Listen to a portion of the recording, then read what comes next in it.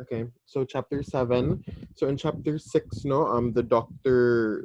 Manette was able to keep his promise to Lucy Good ever since Darnay was imprisoned in France.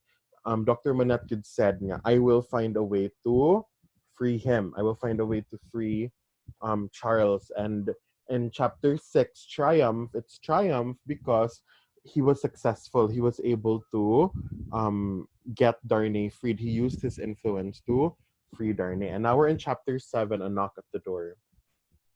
I have saved him. It was not another of the dreams in which he had often come back. He was really here, and yet his wife trembled, and a vague but heavy fear was upon her. All the air around was so thick and dark, the people were so passionately revengeful and fitful, the innocent were so constantly put to death on vague suspicion and black malice. It was so impossible to forget that many as blameless as her husband, and as dear to others as he was to her, every day shared the fate from which she had been clutched, that her heart could not be as lightened of its load as she felt it ought to be. The shadows of the wintry afternoon were beginning to fall, and even now the dreadful carts were rolling through the streets. Her mind pursued them, looking for him among the condemned, and then she clung closer to his real presence and trembled more.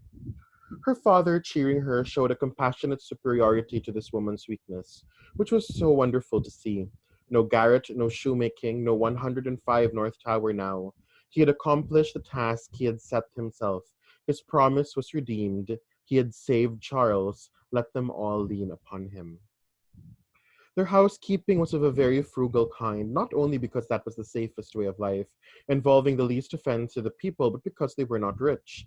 And Charles, throughout his imprisonment, had had to pay heavily for his bad food and for his guard, and towards the living of the poorer prisoners. Partly on this account, and partly to avoid a domestic spy, they kept no servant. The citizen and citizeness who acted as porters at the courtyard gate rendered them occasional service, and Jerry, almost wholly transferred to them by Mr. Lorry, had become their daily retainer and had his bed there every night. It was an ordinance of the Republic one and indivisible of liberty, equality, fraternity, or death, that on the door or doorpost of every house the name of every inmate must be legibly inscribed in letters of a certain size at a certain convenient height from the ground. Mr. Jerry Cruncher's name, therefore, duly embellished the doorpost down below, and as the afternoon shadows deepened, the owner of that name himself appeared, from overlooking a painter whom Dr. Manette had employed, to add to the list the name of Charles Evermond, called Darnay. In the universal fear and distrust that darkened the time, all the usual harmless ways of life were changed. In the doctor's little household, as in very many others, the articles of daily consumption that were wanted were purchased every evening, in small quantities and at various small shops, to avoid attracting notice, and to give as little occasion as possible for talk and envy was a general desire. For some months past, Miss Pross and Mr. Cruncher had discharged the office of purveyors, the former carrying the money, the latter the basket. Every afternoon, at about the time when the public lamps were lighted, they fared forth on this duty and made and brought home such purchases as were needful. Although Miss Pross, through her long association with the French family, might have known as much of their language as of her own, if she had had a mind, she had no mind in that direction. Consequently, she knew no more of that nonsense, as she was pleased to call it, than Mr. Cruncher did. So her manner of marketing was to plump a noun substantive at the head of a shopkeeper without any introduction in the nature of an article. And if it happened not to be the name of the thing she wanted, to look round for that thing, lay hold of it, and hold on by it until the bargain was concluded.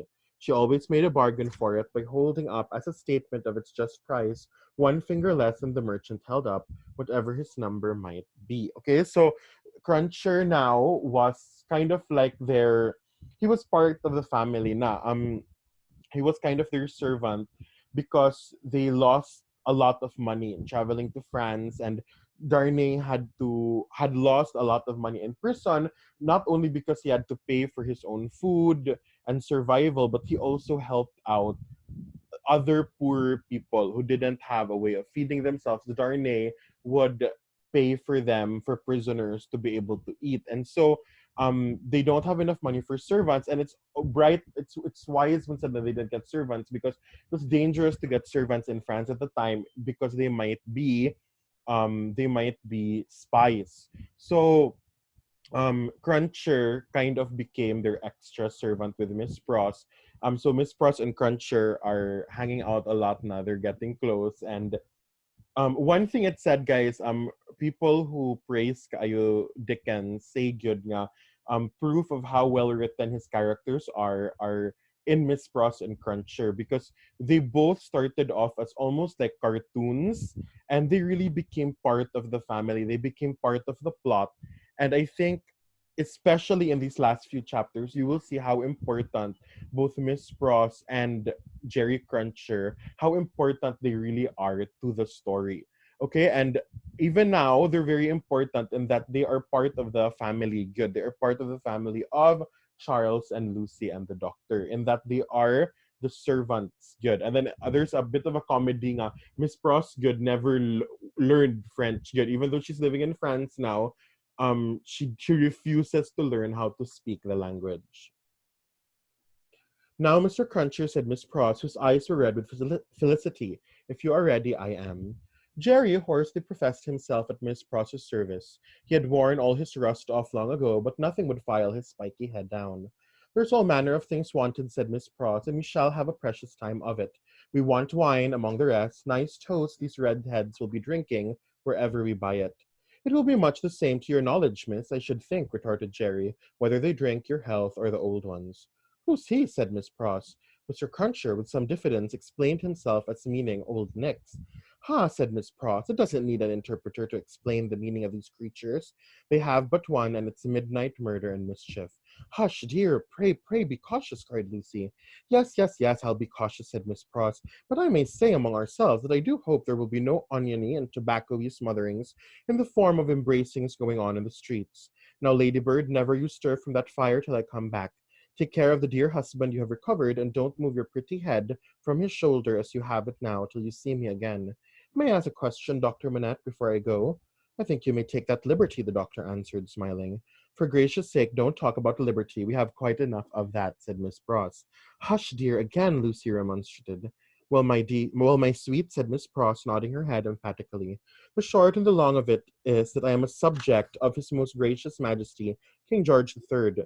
Miss Pross curtsied at the name, and as such, my maxim is, confound their politics, frustrate their knavish tricks. On him our hopes we fix. God save the king. She hates France. France. Miss Proskid hates France. She hates the French. She hates that they're there. She hates the revolution. She's an English woman, good.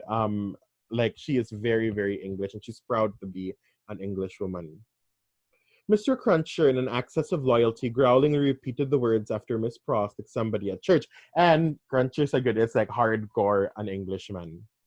I am glad you have so much of the Englishman in you, though I wish you had never taken that cold in your voice, said Miss Pross, approvingly.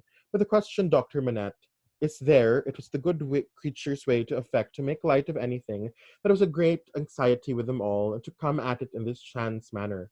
Is there any prospect yet of our getting out of this place? I fear not yet. It would be dangerous for Charles yet. Hi-ho-hum, said Miss Pross, cheerfully repressing a sigh, as she glanced at her darling's golden hair in the light of the fire. Then we must have patience and wait, that's all. We must hold up our heads and fight low, as my brother Solomon used to say. Now, Mr. Cruncher, don't you move, Ladybird. They went out, leaving Lucy and her husband, her father, and the child by a bright fire. Mr. Lorry was expected back presently from the banking house. Miss Pross had lighted the lamp, but had put it aside in a corner, that they might enjoy the firelight undisturbed. Little Lucy sat by her grandfather with her hands clasped through his arm, and he, in a tone not rising much above a whisper, began to tell her a story of a great and powerful fairy who had opened a prison wall and let out a captive who had once done the fairy a service.